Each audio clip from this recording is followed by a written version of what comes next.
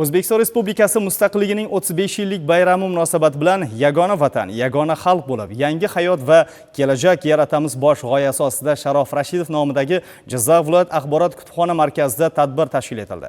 Unda soha vakillari, shoir va yozuvchilar hamda yoshlar ishtirok etishdi. Mustaqillik nafaqat tarixiy voqea, balki har birimizning kunlik hayotimizda namoyon bo'layotgan imkoniyatlardir. Sharof Rashidov nomidagi viloyat axborot kutubxona markazida tashkil etilgan tadbirda ishtirokchilar yosh avlodni vatanimizga sadoqat tuyg'ularini oshirishga chaqiruvchi g'oya atrofida birlashdi. Asosiy e'tibor yoshlarga milliy istiqlol g'oyasining mazmunini tushuntirib berish, ularni ota-bobolarimiz qoldirgan ulug' meroslarga hurmat ruhida tarbiyalash, mustaqillik yillarida qilgan jasoratli qadamlarni yod etishga qaratildi. Shu bilan birga bugungi kunda yaratilgan imkoniyatlar, erkin jamiyat qurish, yoshlarning har bir sohada o'z o'rnini topishi, ta'lim, ilm-fan, madaniyat va sportda erishayotgan yutuqlar haqida ham alohida ta'kidlandi. Tadbirimiz qizg'in davom etyapti. Bu yerda musiqiy chiqishlar, harbiy xizmatchilarimiz ishtirokidagi she'rlar aytilyapti.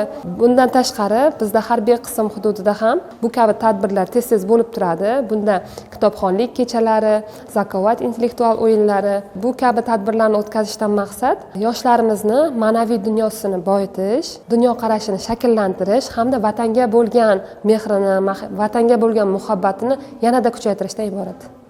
Tadbirning eng yirik va ilhomlantiruvchi qismi yosh ijodkorlarning ijrosi bo'ldi. Ular vatanimizni madh etuvchi she'rlarni o'qishdi va qo'shiqlar kuylashdi. Zero istiqlolni asrash, avvalo uning qimmatini anglagan, taqdiri va mas'uliyatini yurakdan his etgan tarbiyadan boshlanadi.